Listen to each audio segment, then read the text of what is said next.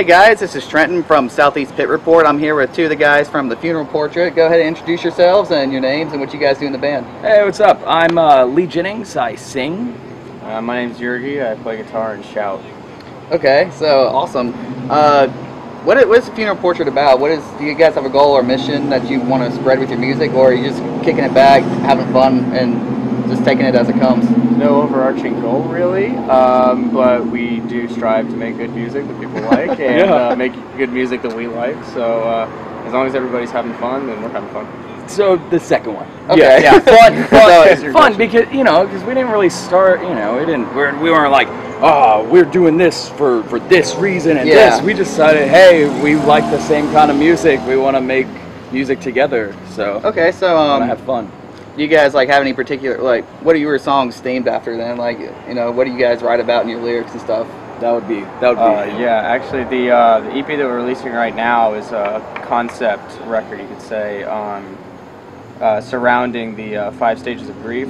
Okay. 6 songs, and the first song is kind of like an event that triggers the 5 stages, regardless of however you perceive it. And the next songs represent denial, anger, bargaining, depression, acceptance. And we tried to make the lyrics coincide with those feelings and make the music follow those emotions. Okay, that's pretty interesting, actually. Yeah. So, you just this new record's coming out on Tuesday, I believe. Yes. So, okay, yes, you guys we're excited. Yes, we're so excited.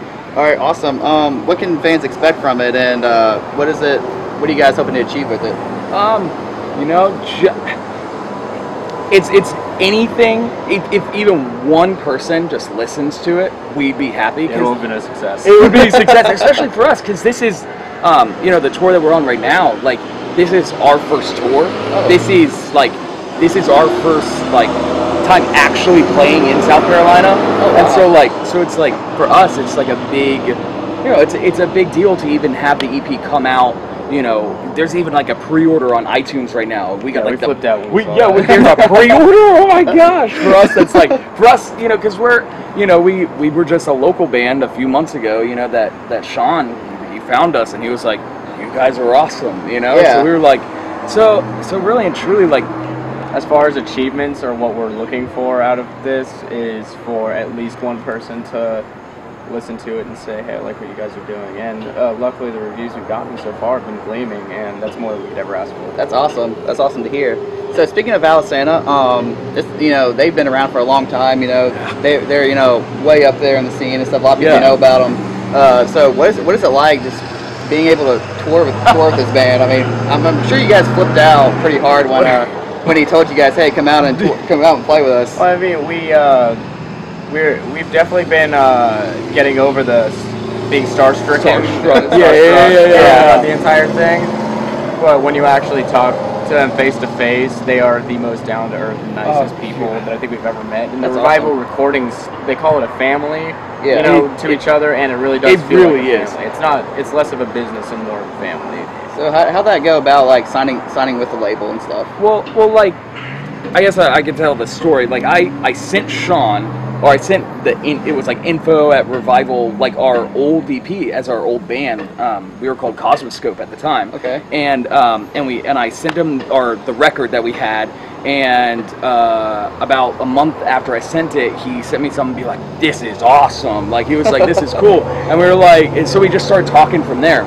Finally, we did a showcase where all he did is he just booked a show in their hometown in Raleigh, and they played it, and Migosh played it, and he was like, "Come up and play it." So we came, and I guess we did all right. So it worked out in our favor somehow. So. Yeah, and then it goes from there. So So you guys are from the South area? Yeah, we're from Atlanta. Okay, so that wasn't too bad of a drive, but still, no, I mean, it was well worth it. It was well worth it. And we're used to driving because we played all over the South, Southeast, and so it's a 6-7 hour drive to us. That's nothing. I mean, I think even you were still in college at the time too. You were still in school. Yeah, we had to get out of school and get off work and stuff. Yeah, but even the next day, we drove through the night, so the next day they could go to work and they could. At this point, it seems silly that we even were worried about that.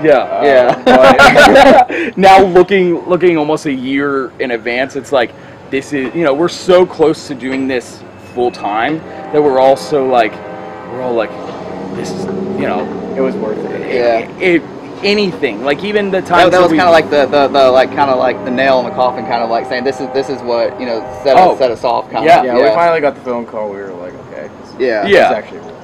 All right, so this tour's been going on for about a week or so. Or we just actually hopped on Wednesday. Okay. So yeah, which is awesome. They did like 4 dates in Texas, I think, and then one near Chattanooga, and that's the first one. That's the first one that we were, which luckily for us was only like an hour from us. So. Okay. So the short time span you've been on this tour, how's the crowd reaction been to you guys so far? Better than I could have ever. Yeah, like anything. Like I said, that one kid that we wanted to enjoy it and tell us that they enjoyed it. That multiplied to many kids. Yeah, and it's like, in last night we played at the Masquerade, which is kind of like one of our home venues. Yeah. So it was like all of our friends were there and family, and everybody was there to support us and with the rest of the bands on the package, and it was beautiful. Yeah, it's been amazing. In Atlanta, I mean that's a pretty big town recently for bands. I mean, you had like Issues come out of there. You had like Nightmares who just got to Rise, and you've had like the Chariot, there. And they're done now, but all these huge Attila, Mastodon, I always forget Mastodon. I don't know why. So you have like all these huge bands coming out of Atlanta. I mean, even though you guys are still up and coming nationally, it's got to feel great to follow the footsteps of all these other bands who've kind of like broken out too. It's funny because a lot of people, they think of Atlanta as rap, and it really is. It is. It really is, and it's there's no misconception there. And it's one of those things too that it's also it's hard to play Atlanta itself because there's not really that many venues or that many towns close by as well. Yeah, the amount of all ages venues is quickly shrinking. Yes, and that's been hard for us. But luckily, we've been offered to come out on this tour and play some other all ages venues and stuff like that. So it's made a hell of a lot easier. Other bands than that to take it just kind of popped in my mind. I believe another band called Rebukers from around Atlanta too. Yes. Oh, those guys I've seen them once or twice, and they're crazy show, right? They kill it. Yeah. Oh. Dude, that band, man. Yeah, it's hard to follow. They've played. You rarely they played in like they weren't even on some of these shows that we've played, and they played in the parking lot.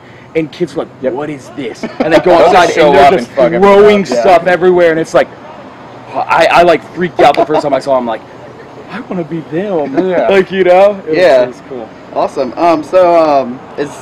Going back to the EP and record what that y'all are releasing on Tuesday. Is there a certain song or a lyric that you personally have that's a favorite, and what song do you like to play live the most? You want to start? No, you start. Oh gosh, I gotta think.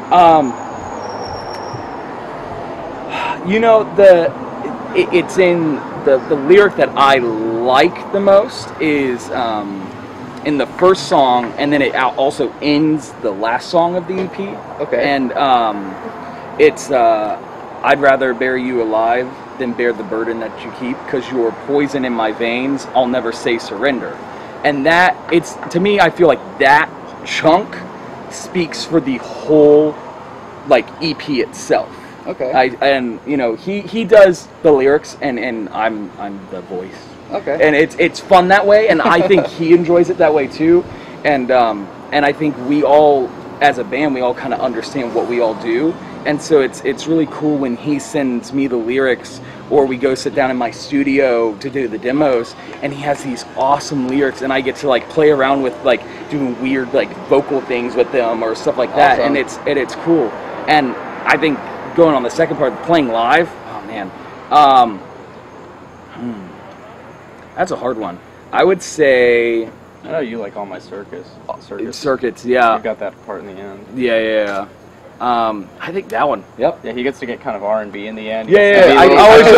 Tyler Carter. Yeah. I'm like, Atlanta. Exactly. Yeah. I get my little thing. I do like the hands up, like the wave, So it's fun doing that. Okay. So I would say that.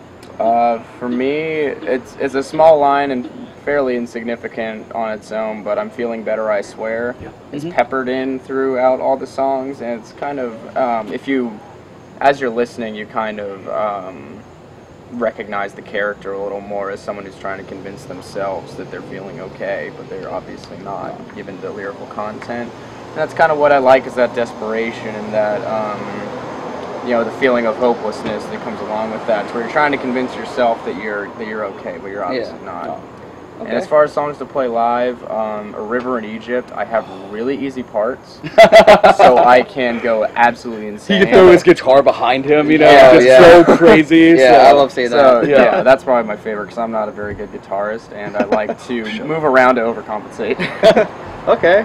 Well, I mean, live presence can definitely add to it to a show. So that's our thing though too. Like we like the live show to be a different animal than the record. You know, whether or not they sound alike is, you know, up to personal opinion. But we like for the live show to be a different representation. Because if we just played the record perfectly all the way through and just stood still, then there'd be no reason to come out. You just press play on want your a different CD. experience with someone when they see us than when they actually listen to the record. Yeah. Both good, hopefully, but... Okay, well, to wrap it up, we got a little fun question. It's an event that's likely never to happen. Who would win a fight? Walter White from Breaking Bad or Daryl from The Walking Dead? Walter White, dude. Or is that I feel like there wouldn't even be a fight because Walter White would scare him half to death. And that's it. That's exactly what I was going to say, too. It's like, I mean... I think even Bryan Cranston himself could take Daryl from The Walking Dead. Yeah. Like the character Daryl, and then Bryan Cranston, the actor, could probably. Yeah. Bryan Cranston would probably win even, because he's that intimidating as a person. Wow, okay. Well, there you have it. Walter White over Daryl. There you go. This is Trent from Southeast Pit Report, and we're hanging out with the Funeral Portrait. See you later.